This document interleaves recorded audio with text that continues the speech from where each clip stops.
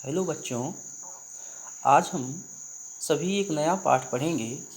पाठ का नाम है दुख का अधिकार। इसके लेखक हैं यशपाल। तो यशपाल एक बहुत प्रसिद्ध हिंदी साहित्यकार माने जाते हैं। उनकी रचना का नाम है दुख का अधिकार। पाठ का सार। दुख का अधिकार पाठ के माध्यम से लेखक यशपाल जी ने समाज में उपस्थित अंधविश्वासों पर प्रहार किया है। अंधविश्वास मीन्स ब्लाइंड फेथ। लोगों की गरीबों के प्रति मानसिकता को भी उन्होंने इस कहानी के माध्यम से दर्शाया है। किसी भी भूभाग में चले जाएं, अमीरी और गरीबी का अंतर आपको स्पष्ट रूप से दिख जाएगा, परंतु इस आधार पर किसी के साथ अमानवीय व्यवहार करना हमें नहीं सुहाता। लेखक पाठ के माध्यम से एक वृद्ध स्त्री के दुख का वर्णन करता है। उस वृद्ध स्त्री का एक ही बेटा था। उसकी अकाल मृत्यु हो जाती है। घर की सारी जिम्मेदारी वृद्ध स्त्री पर आ जाती है। धन के अभाव में बेटे की मृत्यु के अगले दिन ही वृद्धा को बाजार में खरबूजे बेचने आना पड़ता है। तो इस पाठ का सार का मतलब यह है कि आज भी हमारे समाज में अंधविश्वास है और उसी अंधविश्वास पर लेखक यशपाल अपने पाठ दुख के अधिकार के माध्यम से लोगों को बताया है और उस पर प्रहार किया है। लोगों की जो गरीबों के प्रति सोच है उसको भी इस कहानी में दर्शाया गया है। तो आगे एक वृद्ध स्त्री है, उसका एक बेटा है, नौजवान बेटा। उसकी आकस्मिक अकाल मृत्यु हो जाती है। धन के अभाव में बेटे की मृत्यु के अगले ही दिन उस वृद्ध महिला को बाजार में खरबूजे बेचने जाना पड़ता है। यह है पाठ का सार। आगे देखिए। आसपास के लोग उसकी मजबूरी को अनदेखा करते हुए उस वृद्धा को बहुत भला बुरा बोलते हैं। लेखक समाज को यही संदेश देना चाहता है कि गरीबों की मजबूरी को कभी अनदेखा नहीं करना चाहिए। यह सत्य है कि दुख समान रूप से सबके जीवन में आता है और सभी अपनों के जाने का दुख मनाना चाहते हैं, पर अपनी आर्थिक स्थिति के कारण मना नहीं पाते। भारत जैसे देश में बहुत से लोग हैं जिन्हें यह समाज दुख मनाने का अधिकार भी नहीं देता। यह हमारे लिए विडंबना की बात है। पाठ जो है उसका नाम ही है दुख का अधिकार। हम सभी को दुख मनाने का अधिकार है। लेखक यह कहता है कि हर व्यक्ति को दुख मनाने का अधिकार है, लेकिन कुछ मजबूरियां हैं। समाज के गरीबों के लिए कुछ मजबूरी है जिसके कारण वह दुख नहीं मना पा रहे। दुख में मातम मनाने का सबको अधिकार है। दुख में दुखी होने का सबको राइट है। क्या कारण है कि गरीब लोग अपने दुख का मातम भी नहीं मना पा रहे हैं? इतनी बड़ी मजबूरी आखिर क्या है? तो आगे देखते हैं आखिर क्यों वह वृद्ध महिला अपने बेटे की मौत का मातम दुख नहीं मना पाई। आखिर क्या कारण था? आगे देखते हैं। मनुष्यों की पोशाकें उन्हें विभिन्न श्रेणियों में बांट देती है। श्रेणी मतलब स्टेज। प्रायः पोशाक ही समाज में मनुष्य का अधिकार और उसका दर्जा निश्चित करती है। दर्जा मीन्स लेवल। वह हमारे लिए अनेक बंद दरवाजे खोल देती है। परंतु कभी ऐसी भी परिस्थिति आ जाती है कि हम जरा नीचे झुककर समाज की निचली श्रेणियों की अनुभूति को समझना चाहते हैं। उस समय यह पोशाक ही बंधन और अड़चन बन जाती है। जैसे वायु की लहरें कटी हुई पतंग को सहसा भूमि पर नहीं गिर जाने देती, उसी तरह खास परिस्थितियों में हमारी पोशाक हमें झुक सकने से रोके रहती है।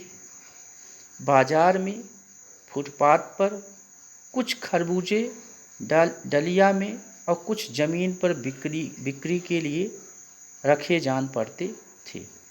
बिक्री मतलब बेचने के लिए। खरबूजों के समीप एक अधिक उम्र की औरत बैठी रो रही थी। खरबूजे बिक्री के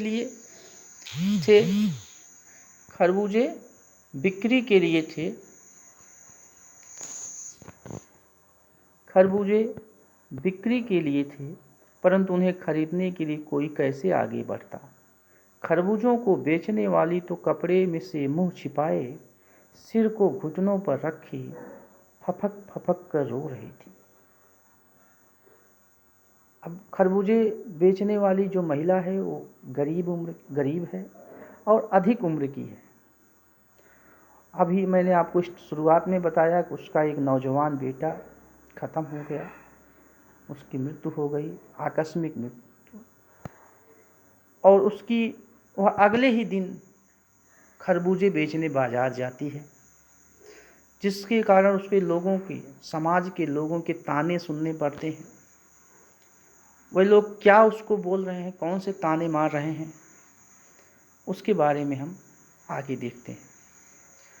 पड़ोस की दुकानों के तख्तों पर बैठे या बाजार में खड़े लोग घृणा से उसी स्त्री के संबंध में बात कर रहे थे।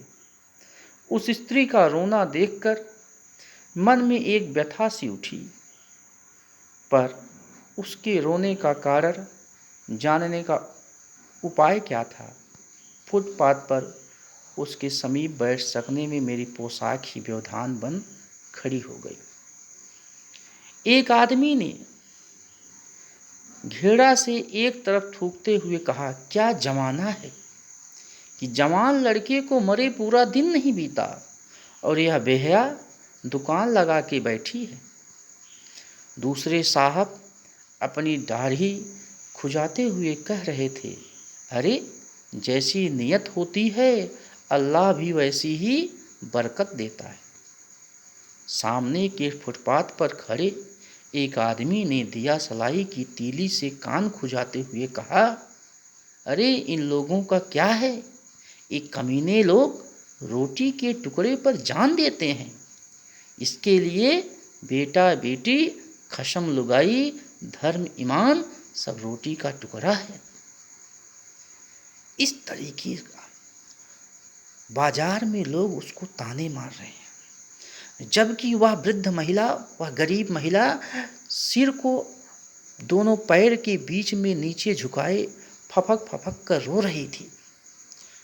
वह अपने बेटे की उस याद में, जब उसको याद आ रही तब वह जो है बहुत तेजी से रो रही थी, लेकिन उसकी रोने की आवाज़ कोई नहीं देख रहा। लेखक कह रहा है कि मुझे एक बार मैंने सोचा कि मैं इसके कष्ट को पूछूं, उसके समीप जाकर के उसके रोने का कारण जानने का उपाय पूछूं, लेकिन लेखक कहता है, यशपाल जी कहते हैं कि मेरी पोशाक व्यवधान पड़ी। इतना अच्छा वो ड्रेस पहने हुए थे, उस गरीब महिला के पास जाकर के उसके रोने का कारण पूछने की जो है हिम्मत नहीं हो पाई। यानी ड्रेस भी व्यक्ति को अच्छे काम के लिए रोकती है, यानी उनका जो है मान सम्मान गिर जाता। लेखक इस बात को यहाँ मान रहा है। बहुत सारे लोग वहाँ पे खड़े होकर के तरह तरह के कमेंट पास कर रहे हैं। खड़े लोग घेड़ा से उस स्त्री के संबंध बात कर रहे हैं।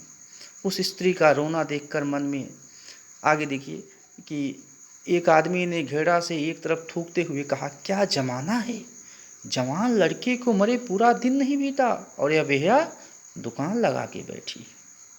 किसी दूसरे ने कहा अपनी दाढ़ी खुजाते हुए कह रहे, अरे जैसी नियत होती है अल्लाह भी वैसी ही बरकत देता है। बरकत मतलब वृद्धि, लाभ, नियत मतलब इरादा। जैसे इरादा होगा ईश्वर आपको उतनी ही आपको लाभ देगा, वृद्धि देगा।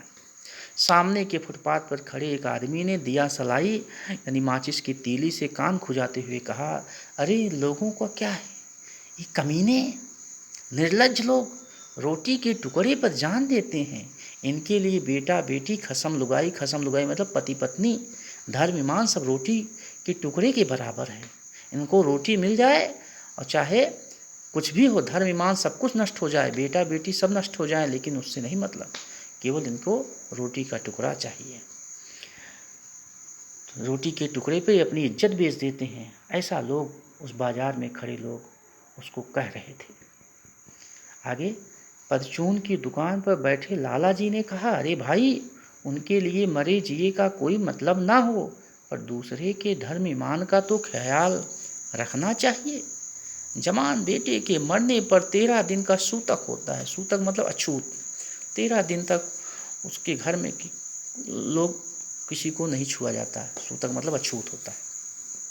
और वह यहाँ सड़क पर बाजार में आकर खरबूजे बेचने बैठ गई है। 1000 आदमी आते जाते हैं, कोई क्या जानता है किसके घर में सूतक है।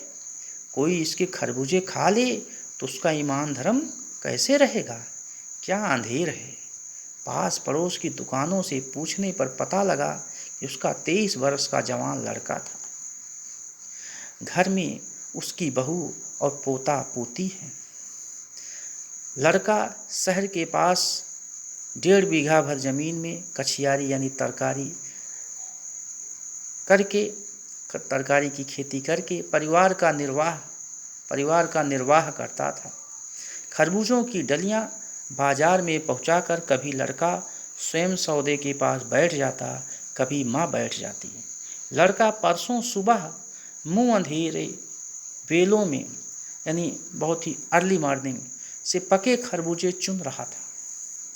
गीली मेड़ की तड़ावत में विश्राम करते हुए एक सांप पर लड़के का पैर पड़ गया। सांप ने लड़के को डस लिया। डस मतलब काट लिया। खरबूजे गया था तोड़ने बहुत जल्दी सुबह में, और गीली मेड़ की तड़ावट पे मेड़ पर वह है किनारे बैठ गया, आराम करने लगा। एक सांप लड़के के का पैर उस पर पड़ गया और सांप ने लड़के को काट लिया है। आगे लड़के की बुढ़िया माँ बावली होकर ओझा को बुला लाई। बावली मतलब पागल होकर। अब उसके समझ में कुछ नहीं आया, वो भाग करके ओझा को बुला लाई। झाड़ना फूकना हुआ तंत्र मंत्र की विद्या से। पुजारी जो ओझा जी थे तंत्र मंत्र अपना शुरू किए। नागदेव की पूजा की गई। सांप के राजा जो हैं नागदेव, पूजा के लिए दान दक्षिणा चाहिए। घर में जो कुछ आटा और अनाज था दान दक्षिणा में उठ गया। माँ, बहू और बच्चे भगवाना से लिपट कर रोए। यानी उस वृद्ध महिला की पुत्र का नाम भगवाना। पर भगवाना जो एक दफे मतलब एक बार चुप हुआ तो फिर ना बोला। सर्प के विष से उसका सब बदन काला पड़ गया। यानी उसके शरीर में उस सांप का जहर फैल गया था जिससे उसका शरीर काला पड़ गया। जिंदा आदमी नंगा भी रह सकता है। लेखक कह रहा है कि जिंदा आदमी है तो नंगा भी रह सकता है, बिना कपड़े के रह सकता है, परंतु मुर्दे को नंगा कैसे विदा किया जाए। उसके लिए तो बजाज की दुकान से नया कपड़ा लाना ही होगा, कफन जिसको कहते हैं। चाहे उसके लिए माँ के हाथों की छन्नी ककना ही क्यों न बिक जाए। जो कुछ गहने पहनी है, लेखक कह रहा है उसको चाहे बेचना ही क्यों न पड़ जाए, लेकिन उसके लिए तो कफन लाना ही पड़ेगा। भगवाना परलोक चला गया। भगवाना स्वर्ग स्वर्गवास हो गया उसका। घर में जो कुछ चूनी भूसी थी तो सो उसे विदा करने में चली गई, यानी ओझा को दे दिया गया पूजा पाठ करने में, नागदेव को खुश करने में। सब कुछ दाना पानी जितना सब कुछ था, पैसा सब जो है उस पूजा पाठ में निकल गया, ख़त्म हो गया। बाप नहीं रहा तो क्या, लड़के सुबह उठते ही भूख से बिलबिलाने लगे। उस भगवाना के 2 बच्चे थे, एक बेटा एक बेटी। दादी ने उन्हें खाने के लिए खरबूजे दे दिए, लेकिन बहू को क्या देती। बहू का बदन यानी शरीर बुखार से तवे की तरह तप रहा था। उसका पूरा बदन बहुत ही गर्म हो गया था, यानी बुखार उसको बहुत ज़्यादा फीवर था। अब बेटे के बिना बुढ़िया को दुवन्नी चवन्नी कौन उधार देता। बेटा है नहीं, इसलिए गांव के लोग उसको उधार देने से भी कन्नी काटने लगे, मना कर दिए। तब इस परिस्थिति में वह औरत क्या करे, आखिर कैसे अपने परिवार का पालन पोषण करे, ये सोचने वाली बात है। बुढ़िया रोते रोते और आँखें पोंछते पोंछते भगवाना के बटोरे हुए खरबूजे डलिया में समेट कर बाजार की ओर चली। और चारा भी क्या था, इसके अलावा कोई विकल्प नहीं था, क्योंकि घर में खाने पीने के लिए कुछ भी नहीं रहा, पैसे भी नहीं थे। गांव के लोग उसको उधार देने से भी मना कर दिए। इस सिचुएशन में उसके पास कोई विकल्प नहीं था। तो वह जो है, जो उसका बेटा सुबह सुबह खरबूजे तोड़ा था, उसको डलिया में भर कर बेचने चल पड़ी। बुढ़िया खरबूजे बेचने का साहस करके आई थी, परंतु सिर पर चादर लपेटे, सिर को घुटने पर टिकाए हुए फपक फपक कर रो रही थी। कल जिसका बेटा चल बसा, आज वह बाजार में सौदा बेचने चली है। हाय रे पत्थर दिल, ये पत्थर दिल ही है। क्या उसको दुख मनाने का अधिकार नहीं था? अधिकार था, लेकिन दुख मनाए तो उन 2 जो उसके पोते पोती हैं, पोता और पोती थी, और जो उसकी बहू है उसको कौन देखभाल करेगा। वह बीमार थी, उसे दवा के लिए पैसे चाहिए थे, घर में पैसे नहीं थे। तो इस ऐसी हालत में वह करे तो क्या करे। वह बाजार में सौदा बेचने चली आई। हाय रे पत्थर दिल, उस पुत्र वियोगिनी के दुख का अंदाज़ा लगाने के लिए पिछले साल अपने पड़ोस में पुत्र की मृत्यु से दुखी माता की बात सोचने लगा। लेखक कह रहा है, उसके दुख का अंदाज़ा अनुभव लगाने के लिए पिछले साल हमारे पड़ोस में एक माता के पुत्र की मृत्यु हो गई थी। वह संभ्रांत महिला वह अमीर महिला पुत्र की मृत्यु के बाद 2.5 मास तक पलंग से उठ ना सकी। पलंग से 2.5 महीने तक वह उठ नहीं सकी थी। जो लेखक के पड़ोस की महिला थी, जिसके साथ भी यही घटना घटी, उसका पुत्र भी या जवान बेटा भी की मौत हो गई थी। उन्हें 15-15 मिनट बाद पुत्र वियोग में मूर्छा आ जाती थी, यानी बेहोश हो जाते थे। और मूर्छा ना आने की अवस्था में आँखों में आंसू न रुक सकते थे। इतना ज़्यादा वह उसके मातम में व्याकुल थी, वह इतना दुखी थी। और एक तरफ उस गरीब महिला, उसको भी दुख था, बहुत तनिक नहीं, बहुत दुख था, लेकिन दिल पर पत्थर रख करके वह बाजार गई खरबूजे बेचने। दोनों में बहुत आर्थिक स्थिति बहुत अंतर था। वह एक अमीर महिला थी, वह एक गरीब महिला थी। उसके पास सुख सुविधाएं सब कुछ था, उसके पास सहूलियत थी, इसलिए वह दुख मनाने का उसके पास अवसर था, लेकिन उसके पास अवसर नहीं था। खाने पीने का घर में कुछ भी नहीं था, नहीं तो वह भी बैठ करके अपने पुत्र के वियोग में दुखी होती। लेकिन आखिर करे तो क्या करे, घर में और कोई पुरुष नहीं थी कि जो उसका घर चला सके। तो वियोग में आगे देखिए, और मूर्छा न आने की अवस्था में आँखों से आंसू न रुक सकते थे। 2 डॉक्टर हरदम सिरहाने बैठे रहते थे, हरदम सिर पर बर्फ रखी जाती थी। शहर भर के लोग मन उस पुत्र शोक से द्रवित हो उठे थे। जब मन को सूझ का रास्ता नहीं मिलता तो बेचैनी से कदम तेज हो जाते हैं। उसी हालत में नाक ऊपर उठाए राह चलतों से ठोकर खाता मैं चला जा रहा था। सोच रहा था कि शोक करने, गम मनाने के लिए भी सहूलियत चाहिए और दुखी होने का भी एक अधिकार होता है। लेखक कह रहा है शोक मनाने, गम मनाने के लिए सहूलियत चाहिए। उस गरीब, उस भगवाना की माँ के पास सहूलियत, अवसर नहीं था। उसके पास सुख सुविधाएं नहीं थी। उसके पास कोई और कमाने वाला कोई व्यक्ति नहीं था। जबकि जो लेखक के पड़ोस की महिला थी वह एक संभ्रांत महिला थी। उसके पास सहूलियत था, उसके पास अवसर था शोक करने का, गम मनाने का। इसलिए दुख मनाने का सबको अधिकार है, लेकिन भगवान सबको सहूलियत दें, सबको अवसर दें, जिससे वह भी शोक मना सके, गम मना सके। इसलिए यह पाठ जो है दुख का अधिकार, बहुत ही अच्छी कहानी थी। आप लोगों ने इसको देखा। बस इसके साथ ही इस पाठ की समाप्ति होती है। धन्यवाद।